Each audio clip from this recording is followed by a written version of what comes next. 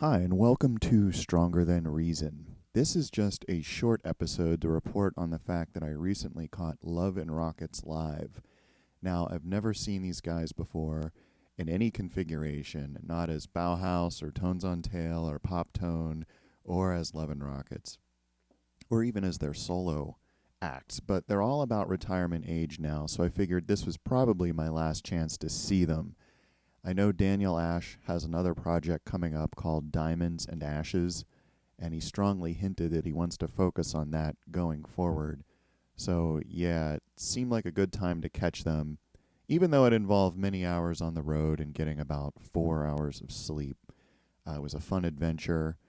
I have to think I'm a decade or thereabouts younger than these guys, and it was tough on me going to see the show. I cannot imagine touring at their age. All I can say is that they must be very well looked after because they certainly played like they were 25. They had a lot of energy on stage.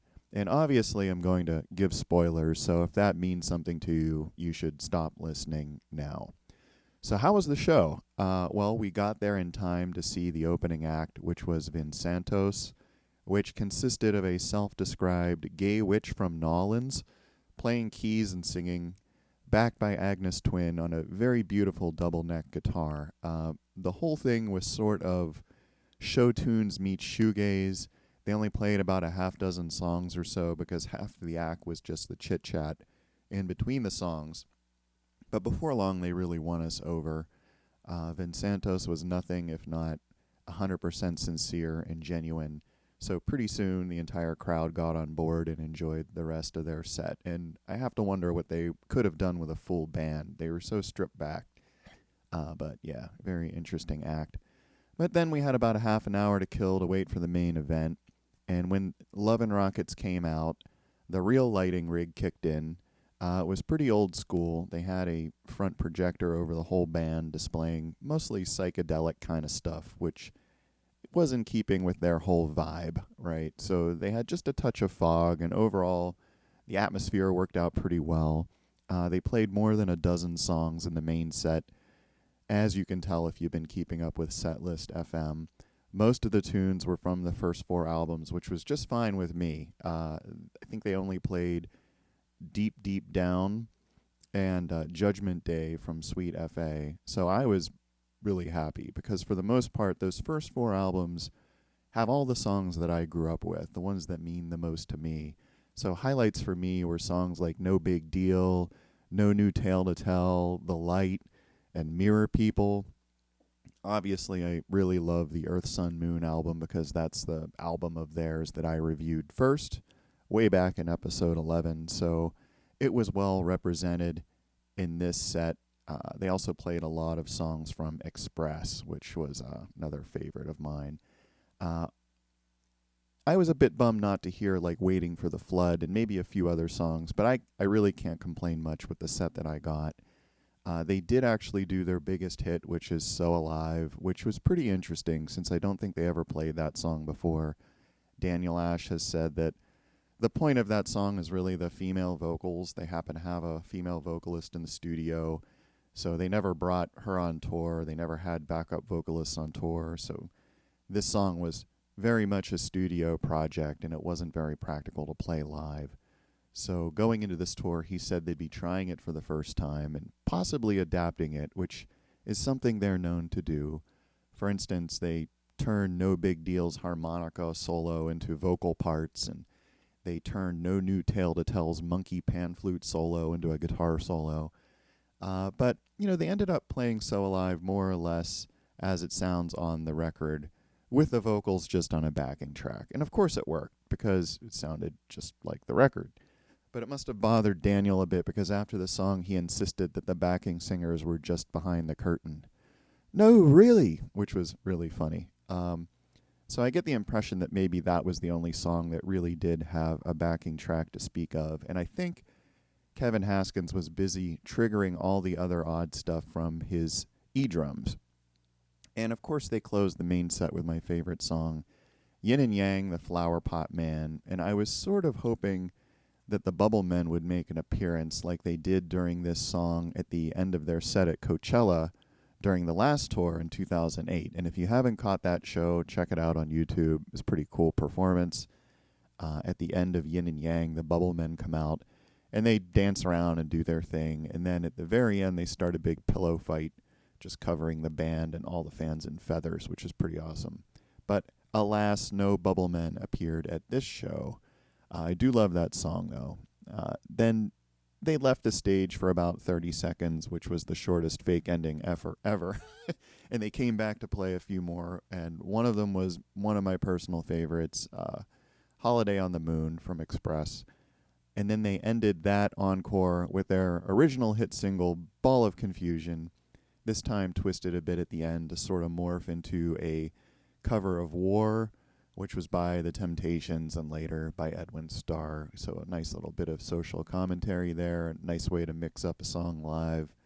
And then they left the stage again for about 20 seconds this time, and they returned to end all of the proceedings under dim house lights with a quiet rendition of the title track from Sweet F.A., which is just a pretty song, rolling down the highway in my dreams indeed. So great way to end the set.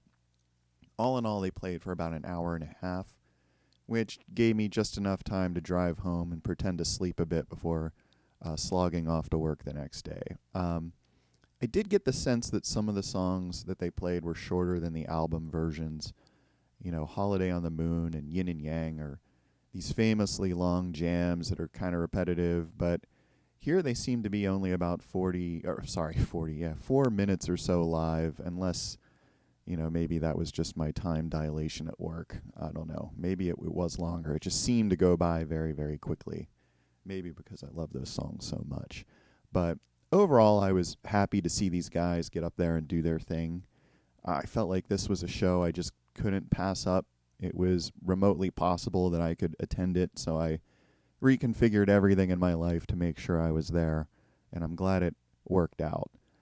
So any other thoughts I have about the show are pretty minor compared to that. These guys are legends in my book. I was happy to see them. Performance-wise, Kevin was obviously struggling with his monitors for the first few songs or so. His drum tech was at his side in between the songs trying to help him, and they were hollering and struggling to hear each other over Daniel's guitar. And I think they finally got it sorted out. He seemed much more comfortable in the second half of the set. Daniel did have to jokingly reprimand Kevin for holding things up, which was pretty funny. I have to make it clear, I love Kevin as a drummer. He has great creativity. He rarely plays that straight rock beat.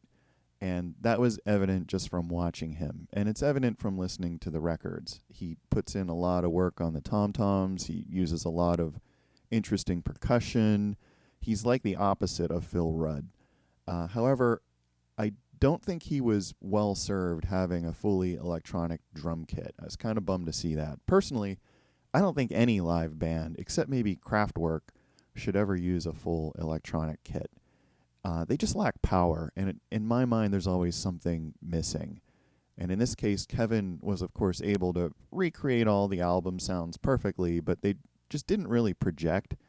For instance, the big gated snare on No Big Deal sounded just a little off to me. It didn't cut the mix.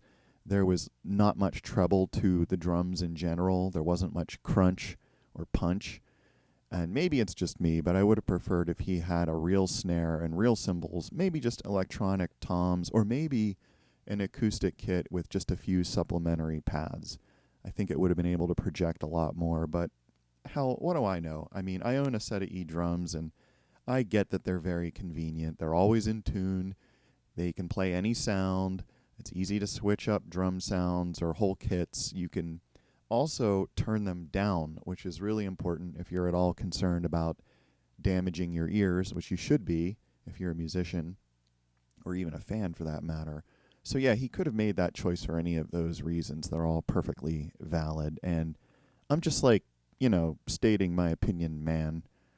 A couple Kevin moments stood out to me, though. Like one when I finally grokked that he was playing a bunch of the synth parts through his pads. That was pretty neat. Two, when he was playing the E cymbals with a mallet, I was like, either E cymbals have really evolved since I bought my kit and can now react to mallets versus sticks, or this is just some odd theater. it sounded to me like he was pinging the bell with a stick. So I guess it was just for theater's sake. I don't know. Again, nothing against Kevin. He's awesome, but it was funny. And I doubt anyone else even noticed or cared. The third was when he was playing keyboard during An American Dream and like the first half of that song. And I just loved that he was so busy back there. He just was providing such a great foundation for the other guys. And he's just a lot of fun to watch because he was constantly just moving around doing a million things. It was great to see him doing that. David J was awesome too, of course. He was on our side of the stage, so I got to check out his technique.